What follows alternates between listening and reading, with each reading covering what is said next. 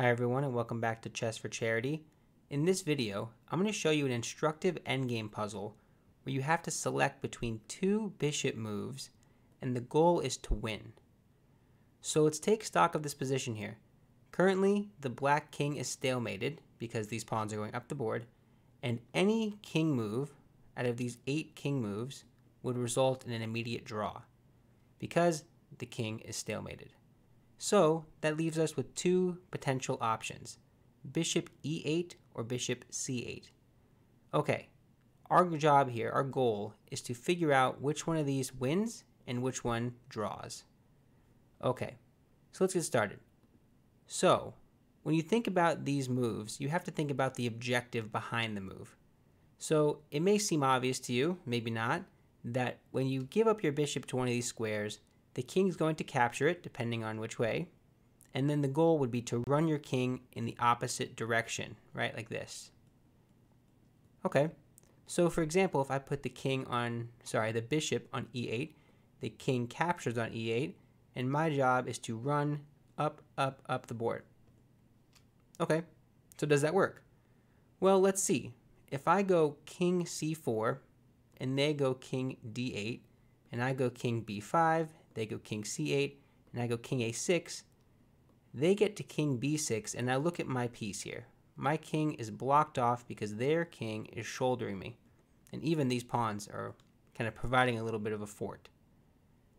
Okay, so what does that mean? Does that mean that maybe I have to take a different route? Maybe I try to go the other way? What does that mean? Well, it means that if I put my bishop here, I'm not going to be able to run directly to this corner like I just did. Okay, so is there another attempt here? Well, the goal is maybe I want to pretend I'm going this way, but actually go this way. So maybe make a move like king d4. The idea being that if they run this way, they won't be able to block me off. It turns out this move is a blunder, and you actually lose as the white pieces. After king f8, if you want to try to go this way, you're actually going to lose. So let's show how that is.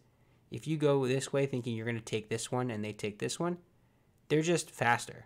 So like this. You try to go this way, and look, this is not even a close race. And you can't protect everything. Boom, look at that. This king is just in time to hold this, and this pawn is going to run up the board. So it turns out that move, king d4, is not a good move. And you can play with other variations. The king would want to stay here, and even then it's still a loss for white because the black king would move in and eventually kind of, let me see if I can show it, eventually kind of kick the king out. So king g6, and then what do? You want to stay close to this pawn, right? You go here. Where does king go? How about here? Yeah, king c5 is the computer's suggestion. How are you guarding this? You're not. So here, here, and I'm going to push this pawn up the board. So you can't do that. Okay, so what is that telling me? It means that really in this position, after bishop e8, before I show that variation, bishop e8, they take, and I don't really have anything. If I try to go this way, it doesn't result in anything because the king is just in time to block me off like this, boom. And it's true that I have the opposition, I take the opposition from them, but that's not a big problem because this square is covered. So as long as I can hold these two with my king, I'm okay. So I can shuffle back and forth, right? So I do this. How are you getting in? You're not getting in. I shuffle between these two, and there's no issue. Cool. Okay, so now how is this different with bishop c8? And here's where I want to draw your attention to it. Notice that when the king was on b8, we cut off all these squares with the king, right? Let's see if that same thing happens the other way around. So bishop c8. Now I should say, just to be comprehensive, the king has to take this. If the king doesn't take it and goes back, like, that's fine. I can just bring my king in. I can put my bishop here. It's going to be an easy win because I have tempo with this bishop. I'm going to have many tempi after this endgame continues. So maybe something like this even. And what do? Run this way? That's fine. I'll run up the board, and by the time you get anywhere, I'll have time to move my pieces around and shuffle them in. No issue there. So we're expecting the king to take, so let's just show that line. And again, feel free to mess with the position in the description. Okay, so if they take, how is this different? Well, let's look at the different paths. I could go this way, again, only individual steps, right, like this. But their king is already here, and we already showed that the king can blockade like this. So that doesn't make any sense to do. So I want to go this direction, like this. And I want to go in this area of the board. The question is, how do I get there the fastest? Well, usually the diagonal is the best way to go. So 1, 2, 3, and 4. If you go up like this, it's going to require more moves. 1, 2, 3, 4, 5. And the same goes with going left and right. That's 5 moves. So let's go directly up the board, fastest route.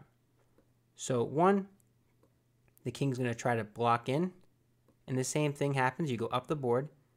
Now look at the difference. I get here and they get here. Now here is the key.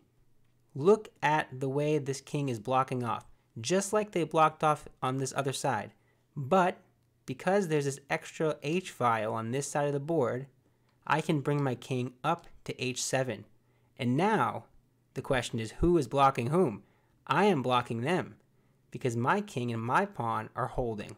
So now they have to move back, and now I can bring my king in, and then they have to move back again because these are being held.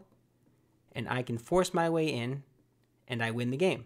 Just like this. And you can finish this however you want, but the king moves. Just don't stalemate them, and it's an easy win.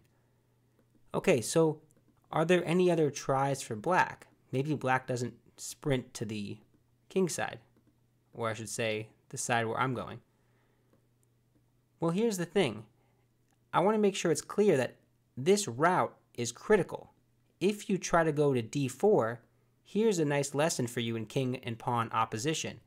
Black can go king d8, and they now have the distant opposition, which is something I covered in one of my first videos if you want to check that out. So this is actually a draw, because if you try to approach, they can always counter you, like this. So king here, king here. If you approach, you're giving them the chance to counter with the opposition. So boom. And now white cannot break in. They go left or right, doesn't matter. They can't go left. This is currently covered. If they go right, you just say, okay, that's fine. I'll hang in there with you. And black is just going to hold. And if they ever get a little bit too adventurous going backwards, well, then they might lose.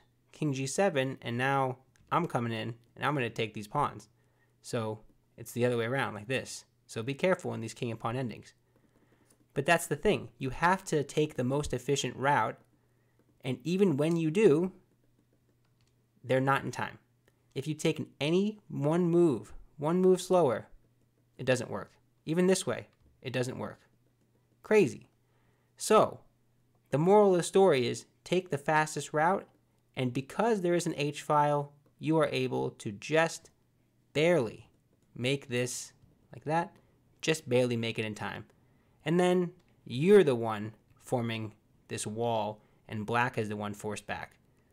So yeah, that is it. It's really instructive. It shows the little details in these king and pawn endings that I feel like are underappreciated. But yeah, that's it for the video. If you enjoy the content, be sure to like on YouTube and consider subscribing. Half of the income that I earn in this channel goes directly to charity, so every subscriber helps me out a lot. It's free to you, and it helps people around the world. Thanks so much.